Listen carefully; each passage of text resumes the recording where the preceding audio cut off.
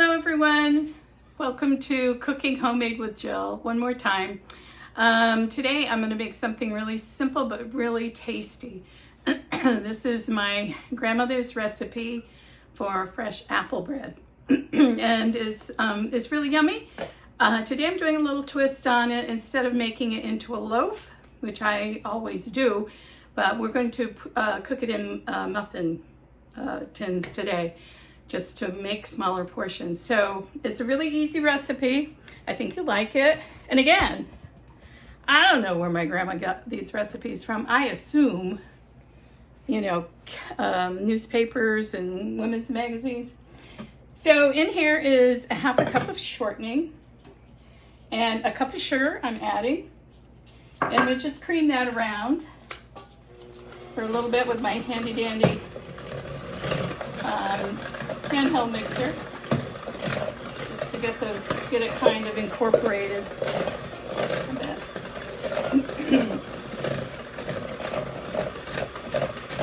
How has everyone been? I've missed you. I've been recuperating from cataract surgery, so I've been kind of not doing anything really. I can't do anything. But hey, I can see. That's huge. I haven't been able to see in years. It's amazing how old I've gotten. See God. But anyway, all right, so I'm going to consider that good enough. And into this, I'm going to put 2 beaten eggs. I can't believe, I forgot my spatula yet again. But, hold on. I wonder what that's about, really. And into the egg and that mixture, I'm putting 1.5 cups of, grated apple. Now, the recipe doesn't say what kind of apples to use, because I don't know what your options were back then. But I really like Honeycrisp. They're really sweet, they're really juicy. And I think I've made this with Honeycrisp apples before. So let me just mix this up.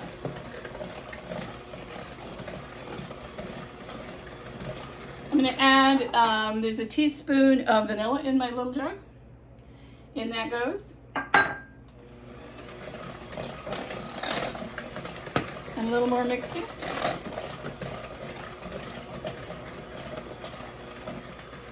And the dry ingredients. So this is really just as basic and as easy as can be. 2 cups of all-purpose flour. I'm going to just dump that in. Along with, I think this was a 1/2 teaspoon of salt. And a teaspoon of baking soda. That goes in there. And here we go. Now I have my oven is preheating at 350 degrees.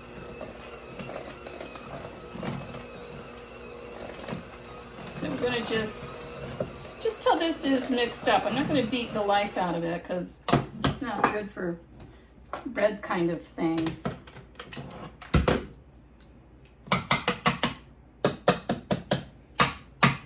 Most of it goes by hand or by spatula. And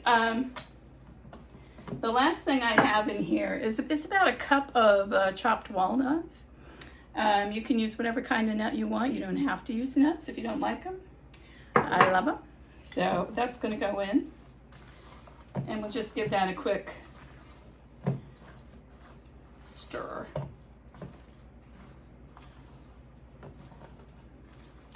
When I make this in a loaf pan, the recipe, let me back up. The recipe also asks for 1 cup plus 3 additional tablespoons of sugar plus a teaspoon of cinnamon, which I mix together.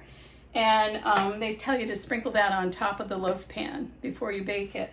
What I do when I cook it in loaf form is I coat, after I grease the pan, I coat the pan with the sugar cinnamon mixture, and there's always left over. I mean, 3 tablespoons is really too much on the top.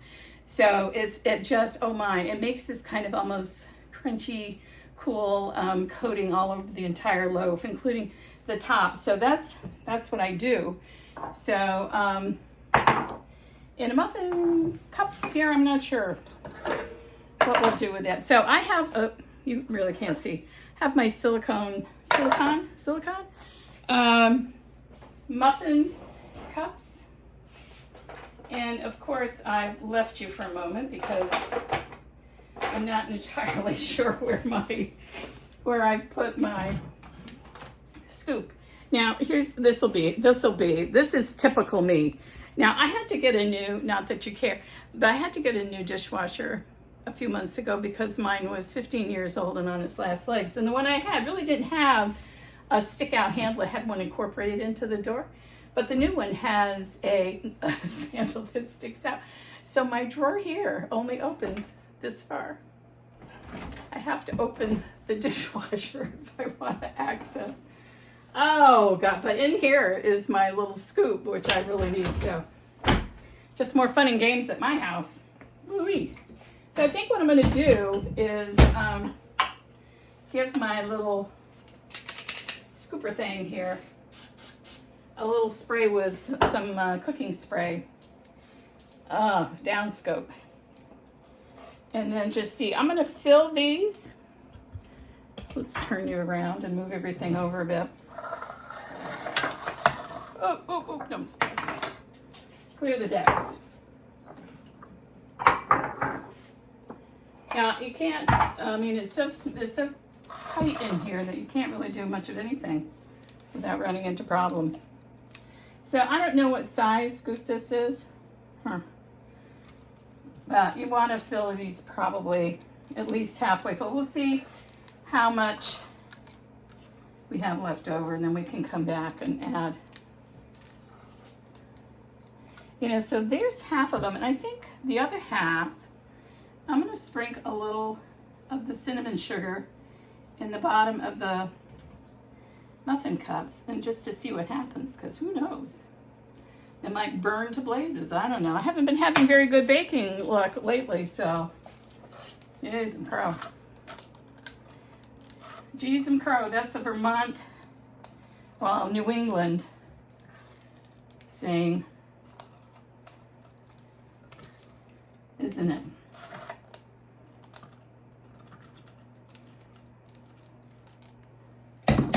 We may need more Pam. Yep.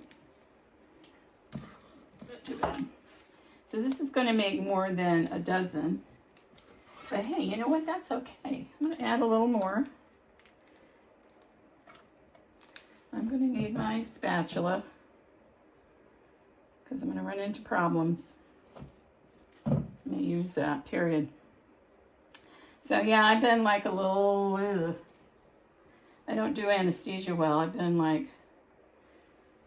kind of out to lunch more than usual. Oh God, I'm kidding.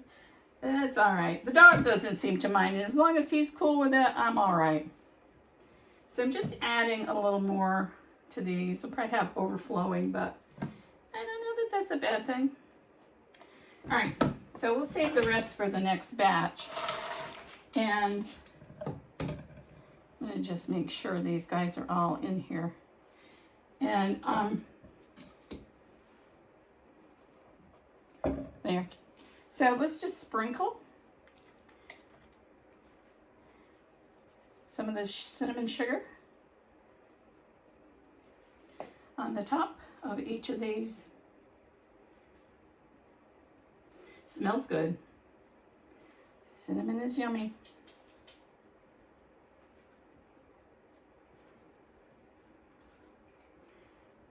Okay, there you go. Now, let's back up a bit. I'm going to pop these into my oven, which, as I said, is preheated to 350 degrees. I'm not sure how long these take to, Not sure how long these take to cook. I'm going to start them at 20 minutes and go from there, so I'll be back. See you in a bit. So I'm back. Excuse me, I'm back. And the first dozen have been taken out of the oven, and they've been cooling here for a little bit. It made 4 more, so a total of 16 muffins I got out of that one loaf pan recipe. And I've I had to test one out because these are really yummy. You know, they just makes, if you do it in muffin shape, you could put it in a lunchbox for your lunch, and it's just the thing. It's moist, it's apple. You can see a chunk of apple right there. With just some little cinnamon sugar on top. You can't beat it with a stick. So I hope you try this. It couldn't be easier, and it's just tasty and yummy, and thanks to my grandma for finding the recipe. I hope you'll subscribe. If you have not subscribed, please do so. And join me again next time we're cooking homemade with Jill. See you later. Bye.